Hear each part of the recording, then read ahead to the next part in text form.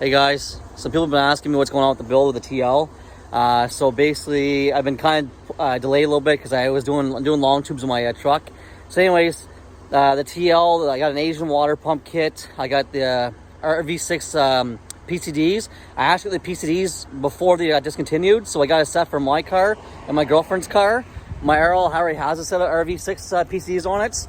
And that's another car. I have the Comptex Supercharger for the RL. I just haven't got a chance to do it. This winter I'm hoping to get it done. So if anybody hasn't seen my RL, basically it's 2005 RL with 1.5 inch drop. What does it have? PCDs, J-pipe, high flow cat, 3.5 inch intake. I'm trying to think what else it has on this car. I've had this thing for about 7-8 years. I don't drive very often. I had an Optima battery explode on me here. So it has a 3.5 inch intake with a K&N filter velocity stack. I think the car went 14.7. I picked up a TL 6-speed manual transmission. The TL, hands down, is a better, like performance-wise, because the transmission in this thing sucks. It's not really the best transmission. It is a heavy car, but actually the TL is actually the same weight as the RL. They're pretty close to the same. The RL has a lot of aluminum parts on it. I got this car. This was my dream car a long time ago, so I picked it up. I kept it. I just got an A-spec body kit black. I'm going to get done this winter. I'm going to keep this as a cruiser. I have the black or diamond tip, whatever they are, the California rims they call from Acura, the 19s I had on here. I might throw on my TL for a bit, but this will be my cruiser. I do have a Comptex Supercharger Kit I bought years ago. I did build an FIC wiring harness for it, so it does work. Anyways, what else? I have a Bordeaux throttle body from Max Bore. The intake manifold's ported. The runners are ported. That's about it for this car, really. This was a fun car when I had it. So basically, my girlfriend's car is the Cross Tour. That will be getting the PCDs, J-pipe, and high flow cat. So the TL is going to get a lot more mods than I originally wanted to. The only thing I've done so far is basically the previous owner put on Resner deletes. I did do a PTR intake boot for now, and I can't even drop in filter. I am going to do a 3.5 inch intake on this thing, see how far I can get with a velocity stack. So the motor wise, you can hear it now. I had timing belt issues. So basically you can see the timing belt. I'll flip the camera around afterwards to show you the timing belt. It flaps around and it makes a noise. I dig this car down to a 13.7 on the draggy. That's the best I can get out of it, stock. So mod wise, here's what I got for the car. So let's start from the motor. I do have P2R, so Brian Cower cams, the prototype ones to this motor. I do have some ported runners. I have a Bordeaux throttle body. I have the RV6 PCDs, which I'm going to port out also. I'm going to do my own 2.5 inch J-pipe. So it'll be a 2.5 inch J-pipe to a 3.5 inch collector, which will go through the bulkhead beside the T-case, and then it'll go to dual 2.5 inch exhaust. Basically, I'll have 2.5 inch high flow cats from G Sports, and then basically it'll go back to the factory mufflers, and that's gonna be the exhaust. So I'll basically have 2.5 inch dual exhaust all the way back to the mufflers, and then I'll enlarge them. I'll keep the factory mufflers on it for now. V6s don't sound nice with mufflers. I'm not a big fan of the resonance. I've had lots of V6.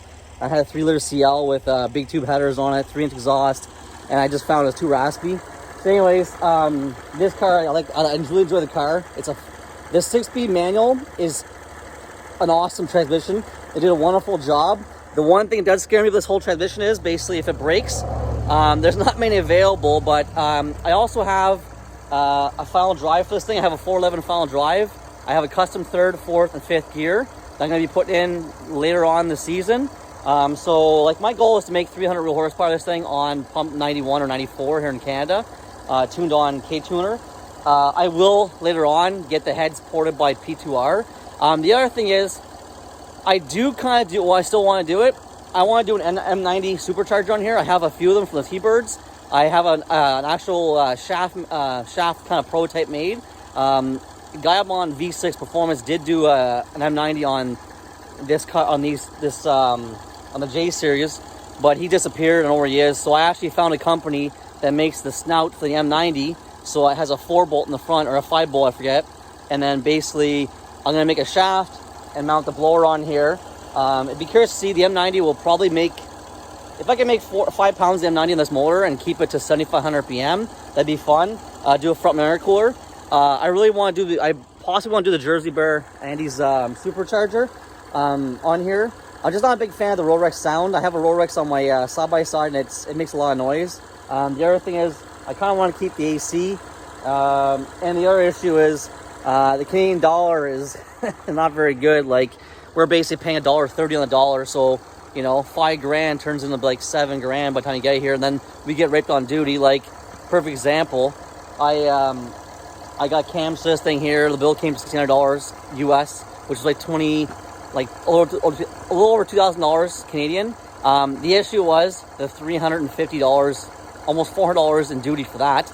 My PCDs, I got 2 sets of PCDs, the K-tuner, and the tax alone, that was almost $500. Like, we get raped on taxes here in Canada. We won't go into detail of that. But anyways, I've had this car now for about, I'd say 4 months. I put 1,000 kilometers on it.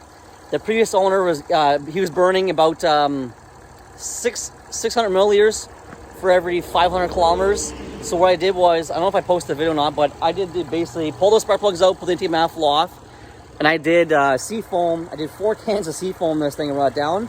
And right now I'm down to around almost half a liter for 1,000 K. So it is going down.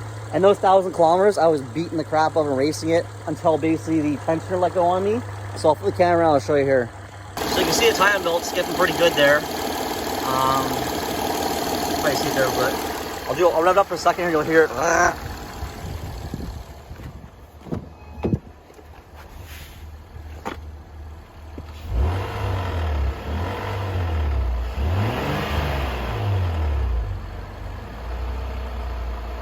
You hear it there, right there.